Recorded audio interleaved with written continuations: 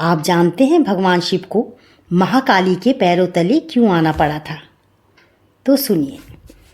भगवती की 10 महाविद्याओं में से एक है महाकाली, जिनके काले और डरावने रूप की उत्पत्ति राक्षसों का नाश करने के लिए हुई थी। यही एकमात्र ऐसी शक्ति है जिनसे स्वयं काल भी भय खाता है। उनका क्रोध इतना विकराल रूप ले लेता है कि संपूर्ण संसार की शक्तियां मिलकर भी उनके गुस्से पर काबू नहीं पा सकती। उनके इस क्रोध को रोकने के लिए स्वयं उनके पति भगवान शंकर उनके चरणों में आकर लेट गए थे। शास्त्रों में कई कथाएं वर्णित हैं। दैत्य रक्त बीज ने कठोर तप के बल पर वर पाया था कि अगर उसके खून की एक बूंद भी धरती पर गिरेगी तो उससे अनेक दैत्य पैदा हो जाएंगे। उसने अपनी शक्तियों का प्रयोग निर्दोष लोगों पर करना शुरू कर दिया। धीरे धीरे उसने अपना आतंक तीनों लोगों पे मचा दिया। देवताओं ने उसे युद्ध के लिए ललकारा। भयंकर युद्ध का आगाज हुआ।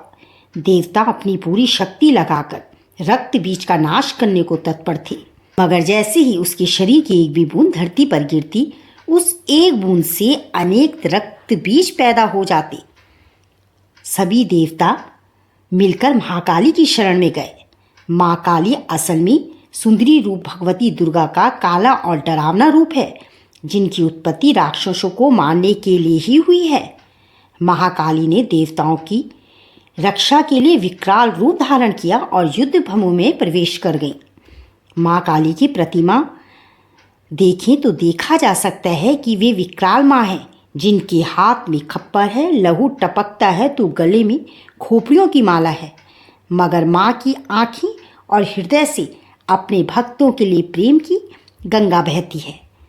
महाकाली ने राक्षसों का वध करना आरंभ कर दिया, लेकिन रक्त बीज के खून की एक भी बूंद धरती पर गिरती तो अनेक दानवों का जन्म हो जाता। कई संख्या में दैत्यों की संख्या बढ़ती।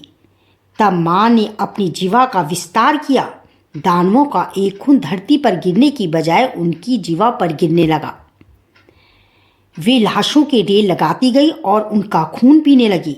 इस प्रकार महाकाली ने रक्त बीज का वध किया, लेकिन तब तक महाकाली का गुस्सा इतना विकराल रूप ले चुका था कि उनको शांत करना जरूरी था, मगर हर कोई उनके पास जाने से डर रहा था।